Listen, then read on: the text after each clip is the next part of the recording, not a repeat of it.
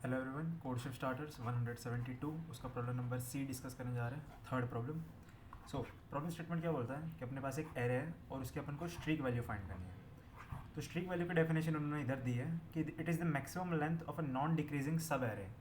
ठीक है, क्या दिया अपन को? एक सब एरे दिया है। सब एरे मतलब एरे का पार्ट, कि मान लो कोई भी एरे है तो उसमें से कोई भी पार्ट मैं ले रहा हूँ। मान लो ये ले लिया या ये ले लिया या फिर मैंने ये ले लिया, तो क्या हो गए? सब एरे हो गए। अभी ये जो सब एरे मैंने चूज़ किया है वो कैसा होना चाहिए? Non decreasing. नॉन डिक्रीजिंग को अपन इंक्रीजिंग भी बोलते हैं कि ये जो सब एरे है ना वो इंक्रीजिंग होना चाहिए। ठीक है, तो ये जो सब एरे है वो इंक्रीजिंग होना चाहिए और इसकी लेंथ क्या होनी चाहिए? मैक्सिमम होनी चाहिए। क्या होनी चाहिए? मैक्सिमम होनी चाहिए। फॉर एग्जाम्पल मान लो आपका एरे ऐसा है, 10 है, 20 है, 30 है। मान लो ये एरे है। अभी इस एरे में से मैक्सिमम सब एरे कौन सा है? ये वाला, ये 3 लेंथ का। कौन सा वाला? ये वाला। इसकी लेंथ कितनी है? 3। और ध्यान से देखो तो ये इंक्रीजिंग भी है, ये इंक्रीजिंग है ना। ये जो सब एरे मैंने चूज़ किया वो कैसा है? इंक्रीजिंग है। तो लेंथ, मैक्सिमम लेंथ कितनी हो जाएगी? 3। मान लो ये सब एरे होता, मान लो इधर 40 है, इधर 50 है, इधर 100 है और इधर 60 है। अब इसमें से लेंथ कितनी 3 होगी? इस वाले सब एरे की लेंथ कितनी हो जाएगी? 3। और ध्यान से देखो तो ये जो सब एरे है वो इंक्रीजिंग है। ठीक है, अगर आप पूरा एरे देखोगे तो ये इंक्रीजिंग नहीं है ना, तो देखने जाओ तो सिर्फ इतनी ही लेंथ इंक्रीजिंग है। तो इसीलिए इस वाला जो सब एरे है इसकी लेंथ कितनी हो जाएगी? 3। ठीक है, आई होप समझ में आ रहा है। तो अपन को क्या बोला है कि मान लो ऐसा एग्जांपल होता कि मान लो 10 है, इधर 4 है, इधर 20 है, इधर 30 है। मान लो ये एरे अपने पास। अभी इसमें देखने जाओगे तो इंक्रीजिंग सब एरे कौन सा है? ये वाला। ये जो सब एरे है ये इंक्रीजिंग है और इसकी लेंथ कितनी है? 2। तो इस वाला जो पूरा एरे है उसमें मैक्सिमम सब एरे कौन सा होगा? ये वाला दिस वन, राइट। तो मैक्सिमम लेंथ कितनी हो जाएगी? 2। इसके अलावा कोई भी सब एरे एग्जिस्ट नहीं करता दूसरा।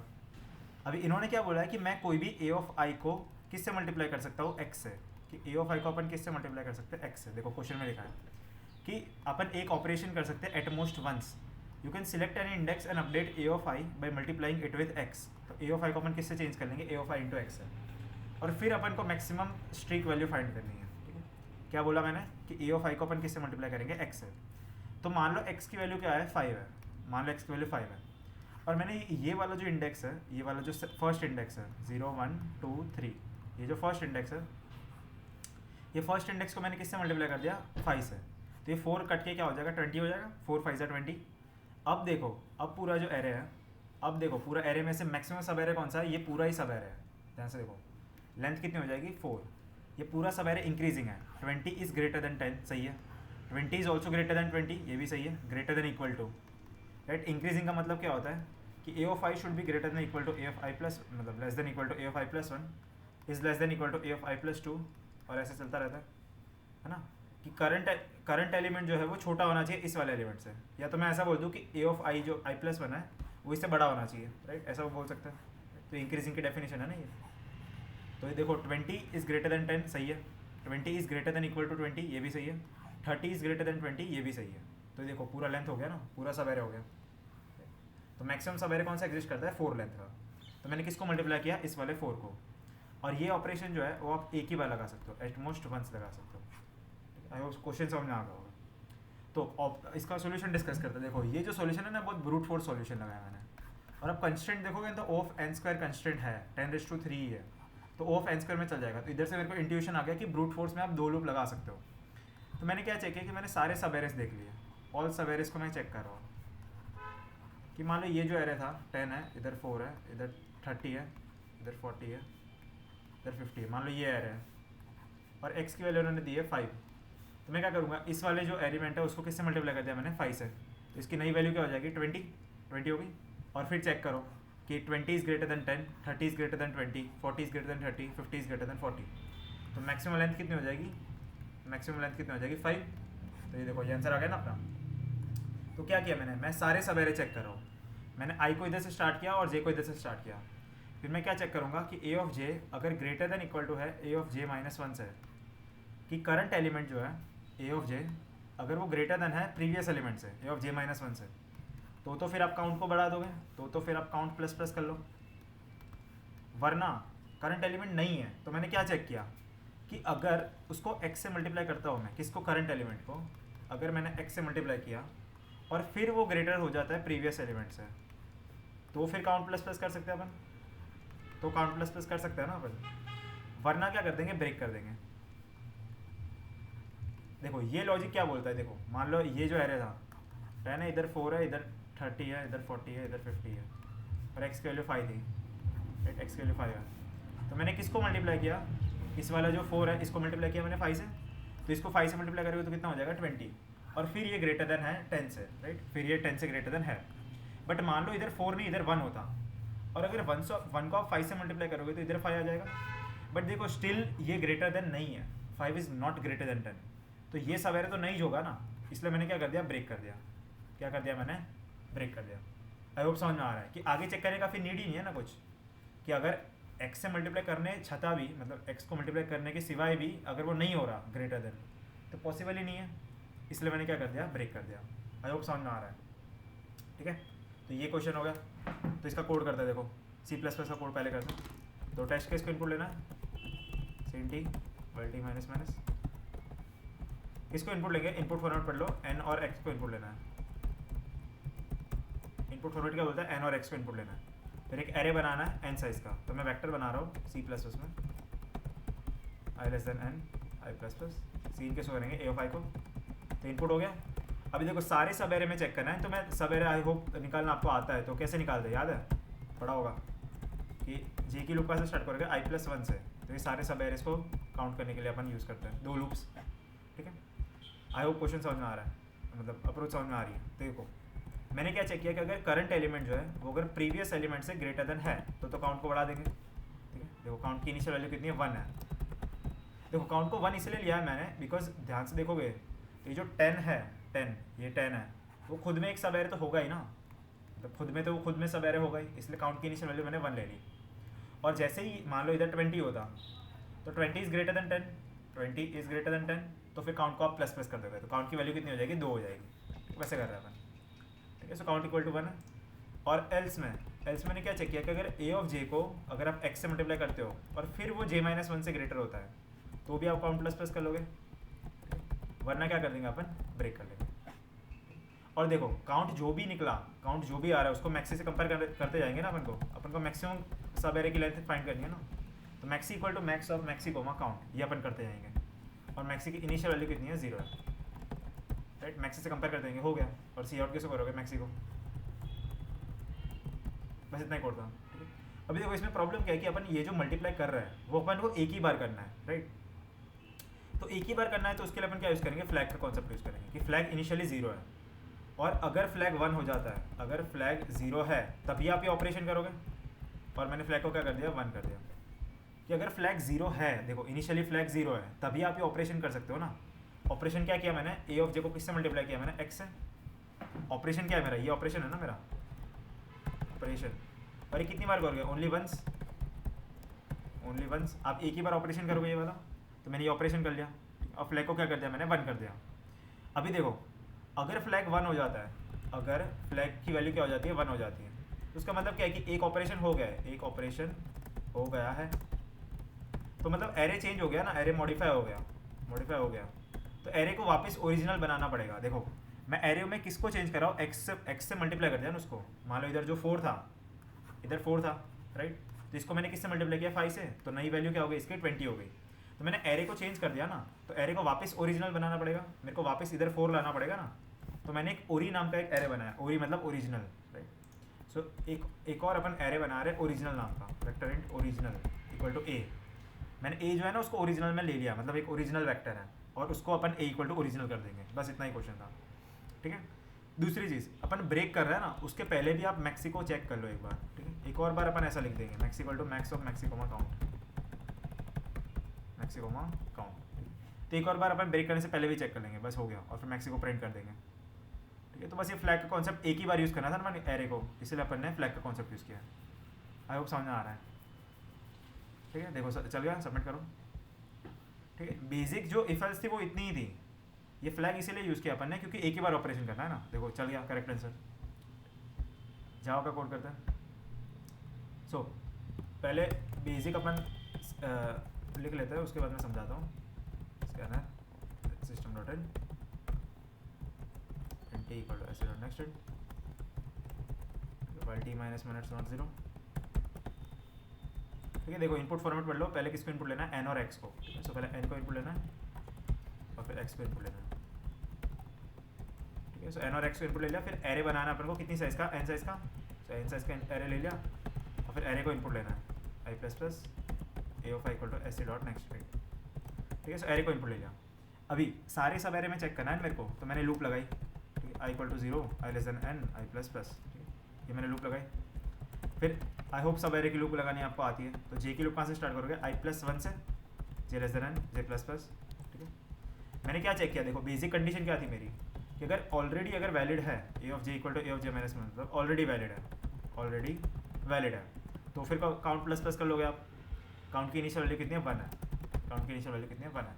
देखो 1 इसलिए लिए बिकॉज सोचो ये जो 10 है वो खुद में एक तो सब एरे होगा ही ना, ये जो 10 है वो खुद में सब एरे तो होगा ही, तो काउंट की इनिशियल वैल्यू मैंने 1 ले ली। फिर मान लो इधर 20 होता, तो 20 इज ग्रेटर देन 10, तो काउंट की वैल्यू कितनी हो जाएगी, 2 हो जाएगी, मतलब काउंट 2 हो जाएगा। आई होप समझ में आ रहा है, ठीक है। इधर 4 है, तो अपन काउंट प्लस प्लस कर लेंगे। और एल्स मैंने क्या चेक किया कि अगर उसको x से मल्टीप्लाई करता हूँ मैं, और अगर फिर वो हो जाता है तो फिर वैलिड हो गया, नहीं फिर ये क्या हो गया, फिर ये वैलिड हो गया, ठीक है। तो फिर काउंट प्लस प्लस कर लेंगे। और एल्स में अपन क्या कर देंगे, ब्रेक, मतलब फिर भी वैलिड नहीं है, फिर भी वैलिड नहीं है। अगर x से मल्टीप्लाई करने के छता भी अगर वो वैलिड नहीं है तो अपन क्या कर देंगे, ब्रेक कर देंगे। और बार बार अपन किससे कंपेयर कर रहे हैं, मैक्सी से। So maxi equal to max of maxi comma count. Maxi में बार बार अपन मैक्सी को कंपेयर कर लेंगे। मैक्सी की इनिशियल वैल्यू कितनी है, 0 है। बस हो गया, इतना ही कोड था। ऐसा आउट कैसे करोगे मैक्सी को, ठीक है।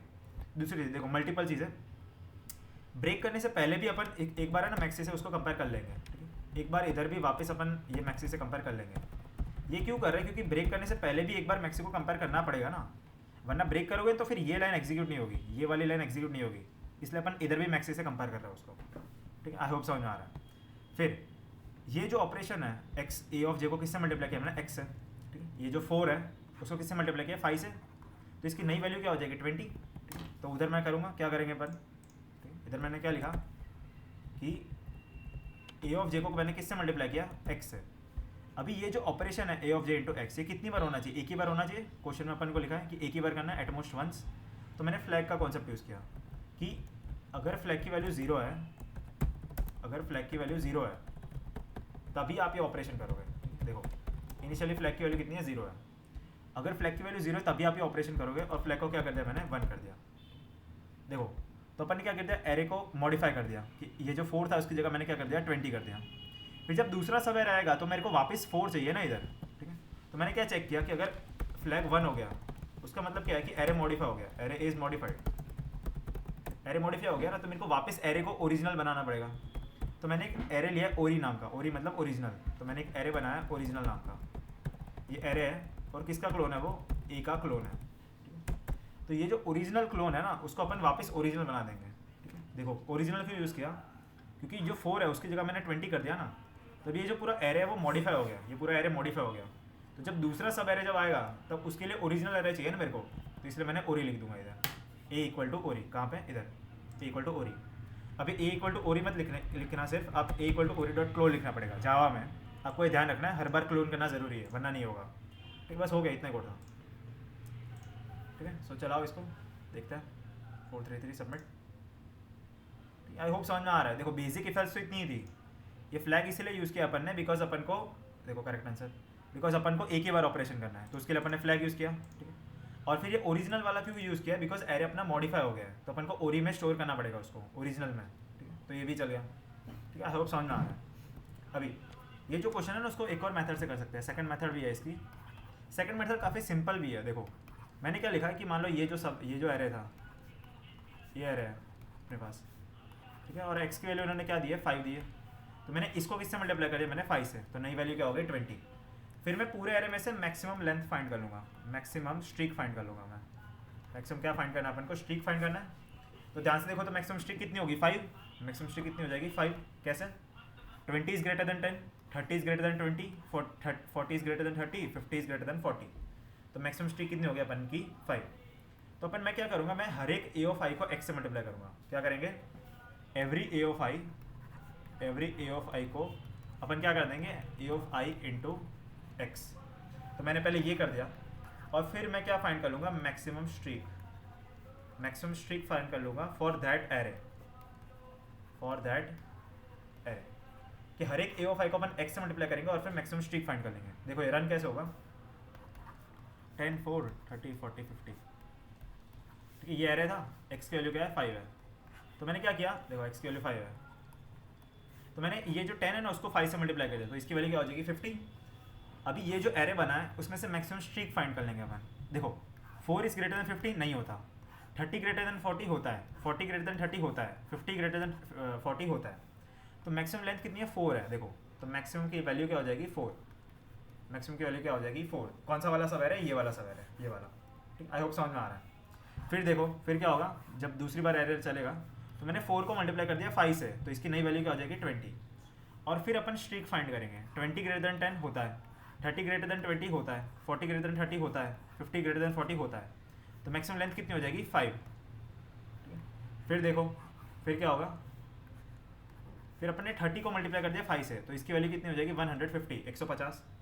फिर अपन वापस चेक करेंगे, 4 ग्रेटर देन 10 नहीं होता, 50 ग्रेटर देन 40 होता है, ये ग्रेटर देन 10 नहीं होता, ये ग्रेटर देन 10, 50 ग्रेटर देन 40 होता है, तो मैक्सिमम लेंथ आप देखोगे तो 2 ही आएगी। कौन सा सब है, ये वाला सब है, मैक्सिमम लेंथ कितनी हो जाएगी 2।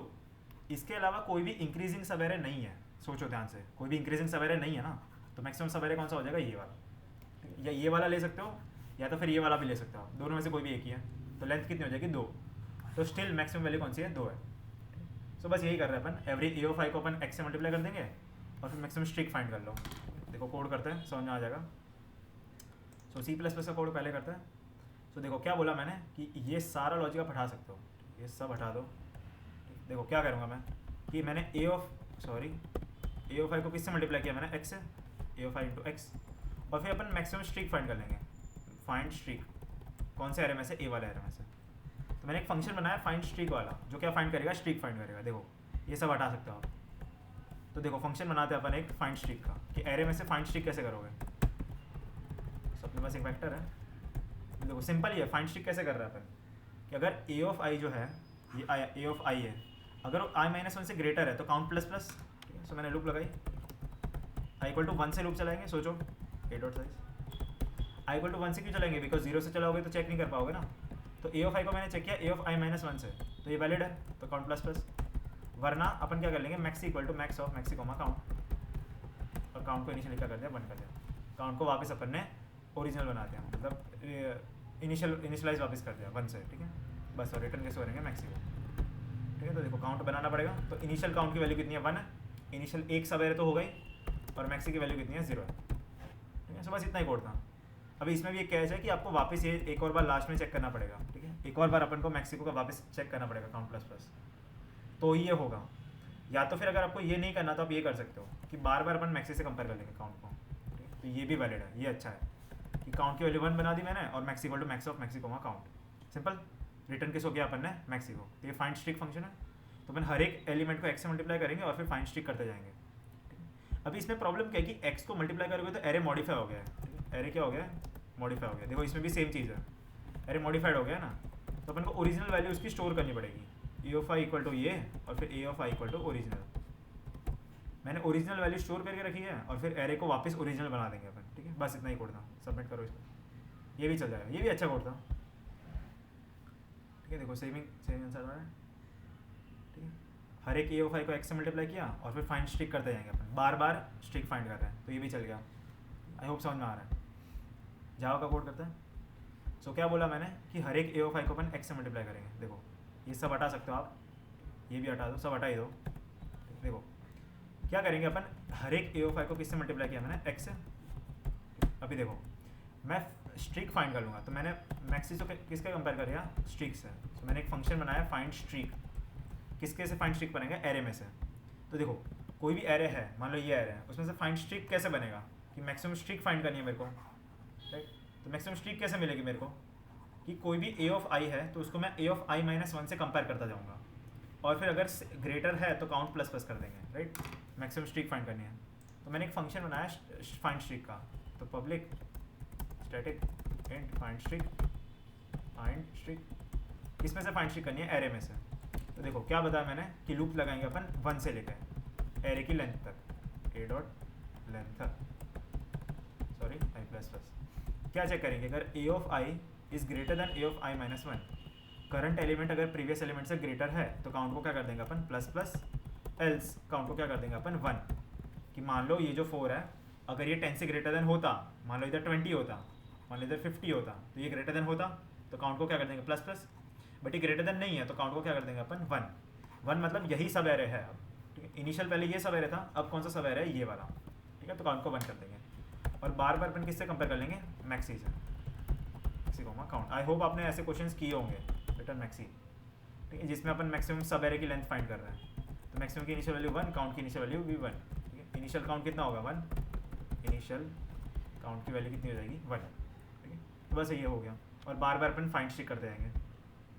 अभी इसमें भी एक कैच है कि अगर आप सारे एलिमेंट्स को अगर x से मल्टीप्लाई करोगे तो आपका एरे मॉडिफाई हो रहा है, एरे क्या हो रहा है, मॉडिफाई हो रहा है, एरे इज गेटिंग मॉडिफाइड।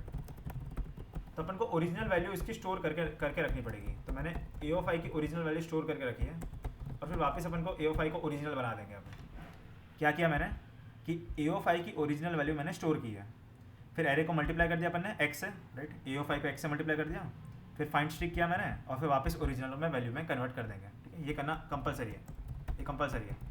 ये नहीं करोगे तो आपका एरे मॉडिफाइड ही रहेगा, एरे मॉडिफाइड ही रहेगा, तो ये गलत है ना।